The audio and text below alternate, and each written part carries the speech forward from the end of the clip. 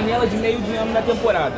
Tendo uma janela muito boa no início de temporada, como será a janela do Flamengo nesse meio de temporada? Não, a janela é uma só. Você compra jogadores, repõe os jogadores dentro de um único período. O que acontece é que a gente, por opção, no começo do ano, a gente entrou bastante agressivamente no mercado.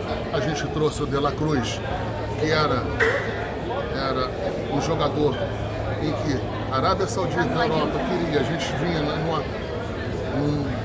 conversando para vender e mostrar qual era o tamanho do Flamengo e até a questão em relação ao projeto esportivo para ele. A gente conseguiu convencer ele e trouxe o De La Cruz.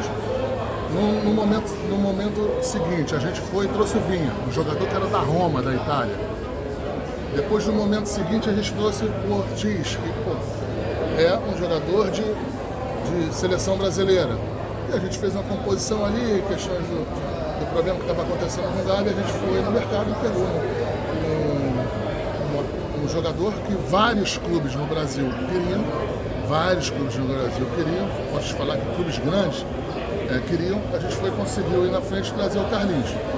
Dito isso, a gente está nesse segundo momento da janela, tentando fazer os ajustes. Agora, não falar e não entender que o Flamengo começou uma janela, achar que somente esta movimentação do Flamengo qualifica o Flamengo como uma janela fraca e ruim, eu acho que é um absurdo, até pelo seguinte: orçamento, você tem um único orçamento, né? Então, ou você gasta no começo do ano ou no meio do ano, e a gente fez a opção de fazer investimentos pesadíssimos no começo do ano. Então, eu entendo a torcida do Flamengo, entendo as cobranças, e a gente está ali para isso, para ser cobrado e para fazer o melhor em relação às contratações, para dar ainda maior poderio esportivo para o Flamengo, mas a gente tem a responsabilidade que, por acaso eu estou na seleção brasileira, não é igual aqui na seleção, que tu aponta lá para o jogador, vem, traz, aí não gostou, não convoca mais. Lá, quando você traz o jogador, você precisa fazer 4, 5 anos de contrato, então é uma outra análise, é um outro perfil de trabalho, e é o que eu estou te falando. A gente vem fazendo, como fez nesses últimos 5 anos, eu acho que o Flamengo foi de maneira muitas vezes assertiva no mercado. Pouquíssimos jogadores, ou quase nenhum jogador em que o Flamengo botou mais de 4 ou 5 milhões de euros que deram errado. Mas isso é em função de todo um trabalho que é feito, de todo um processo que tem interno. Mais uma vez, entendo a cobrança, mas vamos com calma.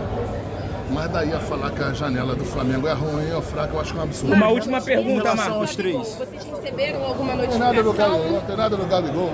Gabigol, eu tô Só olhando. explica, por favor, se recebeu alguma notificação, o Flamengo recebeu alguma notificação? Gabigol, eu tô lendo na imprensa o que está acontecendo. O Flamengo não recebeu absolutamente nada, o Flamengo não foi comunicado absolutamente nada.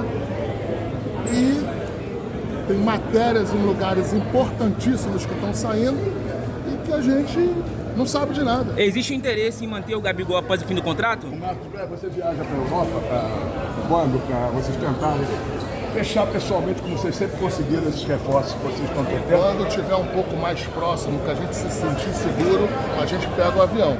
Porque a gente não vai fazer isso, expor o Flamengo, expor toda uma situação, se a gente não se sentir confortável para dar um bote final, uma situação final. Ainda não está nesse momento. Um ponto que eu queria deixar claro é que, por exemplo, no Zenit, a pessoa que a gente está conversando lá é um ex-presidente da Rússia. Foi presidente por 5 anos lá. Então, assim, lá existe a parte política, existe a parte esportiva, também não querem vender o jogador, e a gente está num momento de negociação. Isso acontece quantas vezes que clubes também fortes vieram aqui levar jogador do Flamengo e não conseguiram. Por quê? Você senta, chama um jogador, tenta fazer um ajuste, tenta fazer uma renovação. Então, assim, eles não querem vender o Claudinho. E a gente quer, a gente está nesse momento aí. Tem que ter calma, tranquilidade e, mais uma vez, aproveitando aí a tua audiência. O Flamengo contratou o De La Cruz, o Flamengo contratou o Ortiz, jogador de seleção brasileira, já foi convocado. O Flamengo contratou o Vinha, disputou a Copa do Mundo, agora estamos na Copa América. O Flamengo contratou o Carlinhos, que, lógico, é um jogador que vários times grandes queriam. Então o Flamengo vem fazendo o seu trabalho e apareceu aí nas últimas 5 dias aí, eu não sei porquê, um bombardeio falando que o Flamengo não trabalha na janela. O Flamengo está trabalhando na janela desde janeiro. Marcos, e o Paquetá? E o Paquetá? Paquetá ou Claudinho? E o Paquetá? Como é que tá a questão do Paquetá? Quem vem primeiro? Qual?